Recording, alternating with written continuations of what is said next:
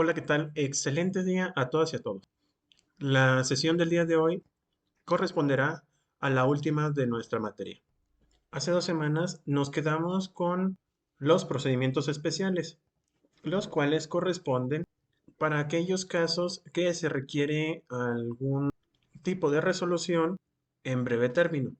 Y para ello, las etapas de este tipo de procedimientos es mucho más corto en cuanto a su realización. Al igual que el procedimiento ordinario, el especial se inicia con la presentación de la demanda. Sin embargo, es diferente en cuanto a que debe también ofrecerse la prueba que considere la parte actora el documento idóneo, ya que a partir de ahí el tribunal va a radicar la demanda y también va a citar las partes para una audiencia de conciliación, demanda y excepciones. Repito, aquí lo importante es de que el documento como tal que se establece como prueba es el objeto de la mediación, en este caso, bueno, en la conciliación, y con base a ello es que se va a realizar esta audiencia. Asimismo, también la parte demandada va a contar con por lo menos 10 días hábiles antes de la audiencia. En esta audiencia se va a aplicar todo lo que se pueda, bueno, todo lo que es posible aplicar al procedimiento ordinario. Una vez integrada la litis y cerrada esta etapa, la siguiente es para ofrecer y calificar o admitir pruebas. Y vuelvo a repetir, esas pruebas son en relación al documento original. Vamos poniendo un ejemplo. Recuerden, dentro de las actividades que se pueden hacer a través del procedimiento es cuando el horario es relativamente inhumano, como se señala en la ley federal, por lo que el documento original o vamos, lo que se tiene que establecer como prueba sería el contrato laboral. Si en ese contrato se señala que el horario tiene que ser más allá de las 8 horas diarias, o bien una copia del tarjetón en donde está establecido de que incluso durante mucho tiempo o vamos, se pueda verificar fehacientemente de que ha estado trabajando por un largo tiempo, em, teniendo excesos en cuanto a la jornada laboral, esa sería la prueba idónea o la prueba principal a la cual el demandado va a tener que desvirtuar. En este caso, todo va a estar rodeado o todas las pruebas van a estar establecidas para ya sea desvirtuar o abundar en cuanto a la veracidad de dicha prueba. Asimismo, las pruebas se tienen que ofrecer y se tienen que ahogar, perdón, en la misma audiencia, salvo que por su propia naturaleza ello no sea posible, como en los informes o las inscripciones, y solo por esos casos se pospondrá la resolución correspondiente. Asimismo, vuelvo a repetir, se tiene que acompañar con las pruebas y si presenta el escrito y no comparece, no hay problema, se va a tener como ofrecidas. Por otra parte, vamos a ver lo que es el procedimiento de orden económico. En estos casos, el procedimiento tiene que ver con la modificación o implantación de nuevas condiciones de trabajo. Y también se tratan cuestiones relativas a la suspensión o terminación de la relación colectiva de trabajo. Aquí también se vuelve a utilizar, si se fijan en los dos procedimientos anteriores, primero hay una conciliación y posteriormente se procede a lo que es el arbitraje. Y no solo eso, incluso van a la par. Si por en algún momento dado se quiere continuar con la conciliación, es decir, empieza el procedimiento de arbitraje y quieren llegar a un acuerdo, en cualquier momento antes de la resolución se puede dar. En este caso, eh, en los procedimientos de orden económico, pues la naturaleza va a ser económica y tiene que ver con pruebas de carácter contable financiero, por lo que el tema de las pruebas periciales tiene de gran importancia, a tal grado que los tribunales incluso van a nombrar algunos peritos cuyo dictamen debe ser objetivo y establezca o refleje verdaderamente cómo está la situación económica de la empresa. Por ejemplo, en aquellos casos donde se determine que no habrá utilidades, por ejemplo, y que sea un derecho colectivo.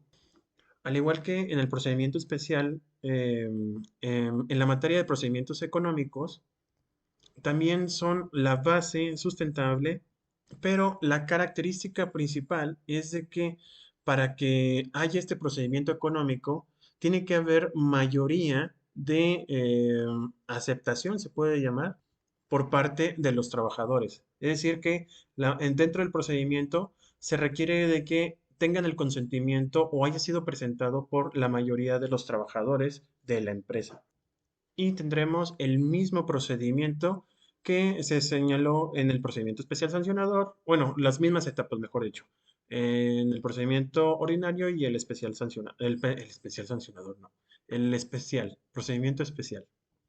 Otro de los procedimientos es el procedimiento para procesal o voluntario. Estos los podríamos clasificar como procedimientos atípicos porque sirven para tramitar todos aquellos asuntos que por mandato de la ley o por su propia naturaleza o por el interés del promovente requieren la intervención del tribunal laboral o la junta en este caso, sin que se encuentre en trámite procedimiento alguno.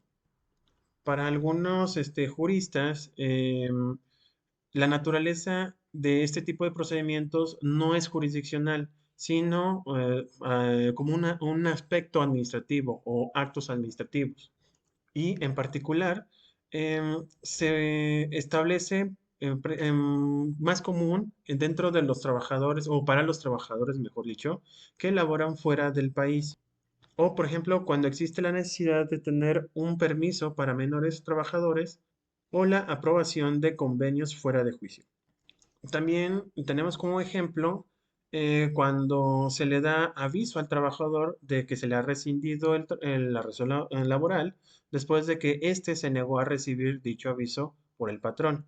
En muchas ocasiones, incluso pues, se niegan a recibir el mencionado aviso, y lo que se hace es ir a la junta para que realice, vamos, que haga las veces de notificador a los trabajadores.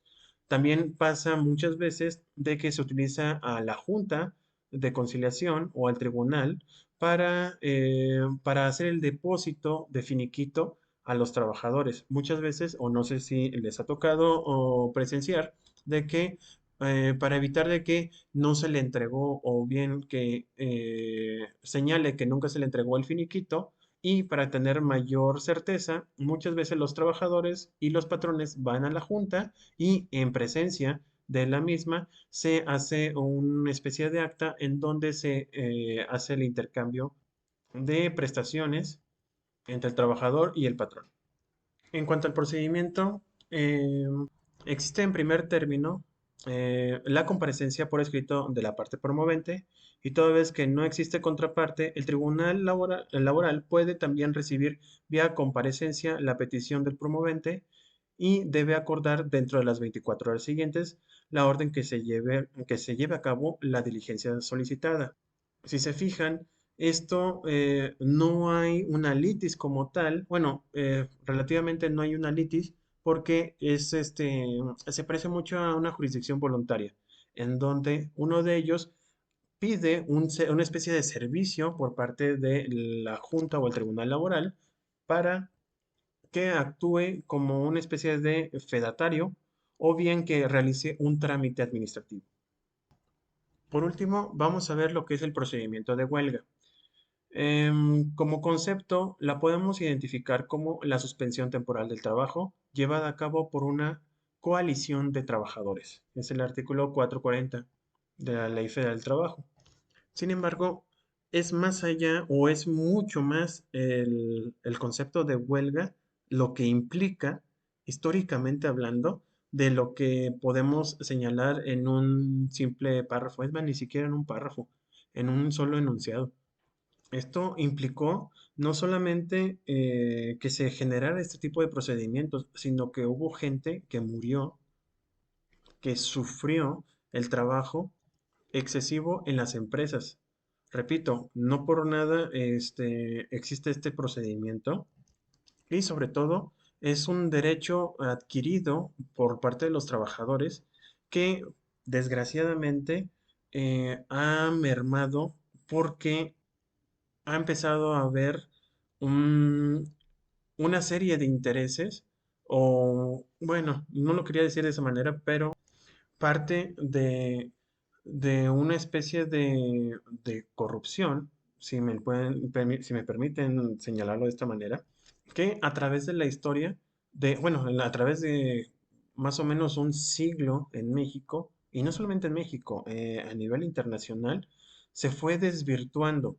A partir de que se genera este derecho, resulta de ser de que los intereses económicos no implicaban solamente a la empresa. Lo he repetido durante todo este cuatrimestre, que el derecho laboral no es nada más del trabajador y el patrón, sino que implican otros intereses, no solamente, eh, e incluso no solamente económicos, sino también implica estabilidad en cuanto a salud, en cuanto a situaciones políticas, si me permiten señalarlo, y también el poder, simplemente el hecho de que las personas o los sindicatos tengan la posibilidad de tener en la mano a los patrones, que en cualquier momento se puedan poner en huelga los trabajadores, eso es mucho poder.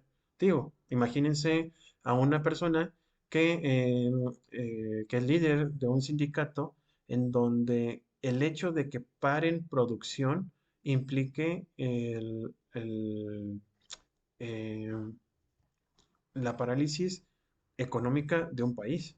No me imagino una huelga de Pemex o una huelga en la Comisión Federal de Electricidad, mucho menos en materia de salud. Imagínense una huelga del Instituto Mexicano o del ISSSTE, que todos los maestros, todos los médicos o todos los que atienden el sector salud en un momento dado paren. Y esto porque a algunas personas no les complace la forma en que presentaron, o más bien, no les complace económicamente lo que le están proporcionando. Repito, se desvirtúa el concepto de que se presente la huelga por el incumplimiento de un derecho humano.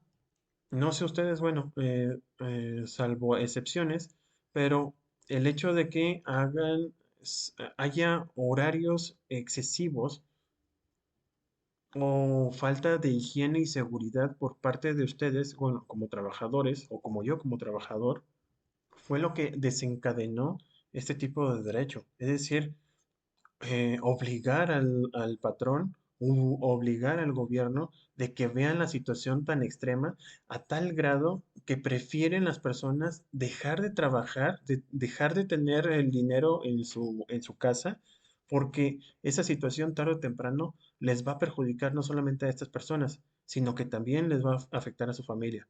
Por ellos o por su familia es que prefieren hacer la huelga, es decir, no seguir con esta situación de trabajo excesivo o inhumano para que se den cuenta, abran los ojos los patrones y también el gobierno permita exigirle al patrón de que cambie esas condiciones.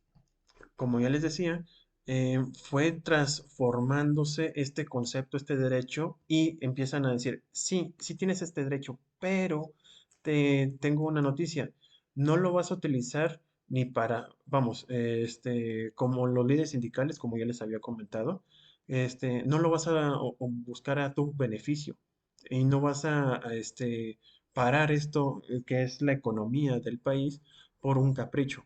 Si lo vas a hacer, tam- este, tiene que estar equilibrado y para ello eh, hay algunas situaciones y algunas situaciones, bueno, unas solemnidades, esa era la definición, unas solemnidades indispensables para que se entienda que dicha huelga se produjo de manera lícita, entre las cuales se encuentra que tiene que ser temporal y debe limitarse a la mera suspensión de los trabajos, además de que es obligatorio que las autoridades respeten el derecho de huelga y otorgar todas las garantías en tal sentido. Como ustedes ya saben, en nuestra Constitución se planteó la huelga a través de una serie de situaciones que se vivieron a principios del siglo pasado en nuestro país. La, la famosa huelga de Cananea en Sonora y de Río Blanco, perdón, en Veracruz. ¿Cuál es el procedimiento? Se va a iniciar mediante la presentación, perdón, del pliego de peticiones que deberá reunir los siguientes requisitos. Primero, se tiene que dirigir el escrito al patrón y el que se formularán las peticiones. Anunciará, el propósito de ir a la huelga si no se satisfacen, las cuales se tienen que expresar concretamente el objetivo de la misma y se señalará el día y hora en que se suspenderán las labores o el término de la prehuelga. Todo eso tiene que contener el escrito. Después se va a presentar por duplicado al tribunal competente. Si la empresa o establecimiento están ubicados en lugar distinto en el que que resida el tribunal, el escrito podrá presentarse al órgano jurisdiccional más próximo o a la autoridad política de mayor jerarquía del lugar de ubicación de la empresa o establecimiento. Este a su vez va a remitir el expediente dentro de las 24 horas siguientes al tribunal competente y le avisará telefónicamente, fíjense, todo lo que tenía en aquella época. Bueno, la última ley federal de trabajo fue publicado o decretado por Gustavo Díaz Ordaz, por lo que se agregó la parte de o por cualquier medio electrónico. El aviso, es decir, dentro del escrito se tiene que establecer el aviso para la suspensión de labores, la cual debe mediar aproximadamente, bueno, no aproximadamente, con 6 días de anticipación a la fecha señalada para suspender el trabajo y hasta 10 días de anticipación cuando se trate de servicios públicos. El término se contará a partir del día y hora en que el patrón quede notificado.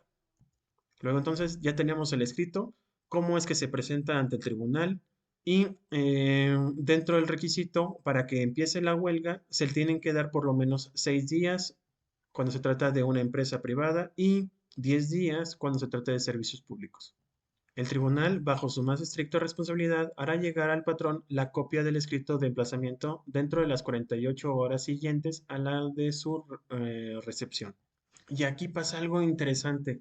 Si se acuerdan, bueno, cuando vimos en los procedimientos en materia mercantil, el depositario en el procedimiento ejecutivo mercantil eh, muchas veces quedaba por parte del demandado y este no podía hacer absolutamente nada con esos bienes. No los podía vender y tenía que hacer lo subsecuente para que se mantuvieran, mejor dicho, los bienes. Ahora imagínenselo en materia laboral. En este caso, cuando se notifica, los efectos se producen en el momento de la notificación y queda el patrón como depositario de la empresa, o sea, de su propia empresa, ya no puede hacer nada, queda estática.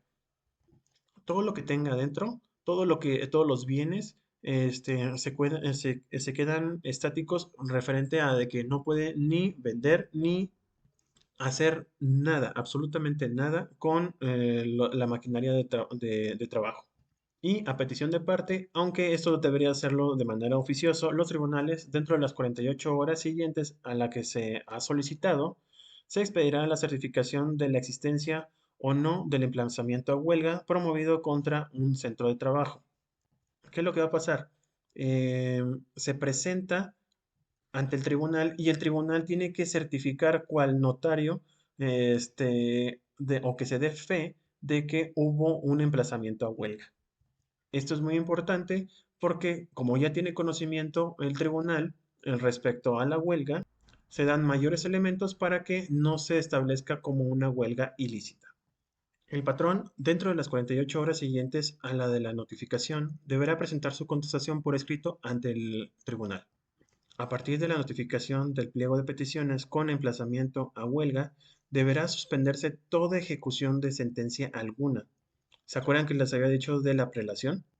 Esto va a detonar esta situación, es decir, no se va a ejecutar ninguna sentencia en materia civil o mercantil por lo que no se pueden practicar embargos, aseguramientos, diligencias o desahucio en contra de la empresa o establecimiento, ni secuestrar bienes del local en el que se encuentran instalados.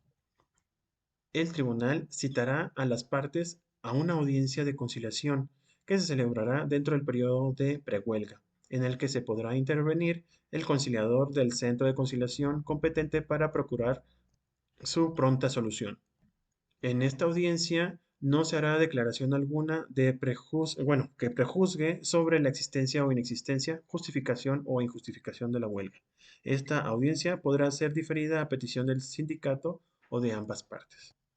Una vez que eh, tomó conciencia el tribunal del emplazamiento a huelga y el escrito de contestación de demanda, el tribunal o la Junta de Conciliación y Arbitraje va a determinar si la huelga es inexistente, es decir, que aquella se llevó a cabo sin cumplir con los requisitos de manera parcial o total que establece la ley. Si no cumplió con lo que acabamos de señalar, se entenderá de que no hubo huelga o no ha empezado el procedimiento como tal. Por lo tanto, deben seguir trabajando o sigue corriendo el procedimiento como normalmente se hace en la jornada laboral en la empresa. Cuando sean lícitas o existentes, primero, cuando tenga por objeto conseguir el equilibrio entre los diversos factores de la producción, armonizando los derechos de trabajo con los del capital. Suena muy bonito, pero el concepto es de que se cumplieron con todos los requisitos señalados en la ley y por lo tanto es factible establecer una determinación por parte de la Junta o tribunal y condenar en su momento al demandado por incumplimiento del pliego petitorio. Y aquí abajo, bueno, en esta última definición es la que, por desgracia, en muchas ocasiones se ha suscitado para determinar que una huelga es ilícita. Y es cuando la mayoría de los huelguistas ejercieran actos de violencia contra la persona o las propiedades, o en caso de guerra, cuando aquellos pertenezcan o a lo establecido o los servicios que dependa el gobierno. Es lo que se señala en la norma, pero en general, cuando existen actos de violencia dentro de la huelga, es decir, que se hizo existente o es existente, cumplió con todos los requisitos, pero existe una violencia, bueno, al momento de existir la violencia como tal dentro de la huelga, se entenderá que es ilícita. Existió o existe, pero es ilícita porque no cumple con la temporalidad ni que sea pacífica. Sobre todo esto último, si no es pacífica, no va a ser legal. Y muchas de las ocasiones lo que pasa es de que algunos, algunos patrones, no digo todos, pero en algunas ocasiones hay gente que le llamamos reventadores, que lo que hacen es precisamente eso. Imagínense la situación en donde los trabajadores están enojados, furiosos con los patrones porque no les entregaron su dinero, alguna situación en cuanto a sus derechos y hay gente incitadora que lo que hace es encender esa furia en contra del patrón, en contra de las instalaciones de la empresa.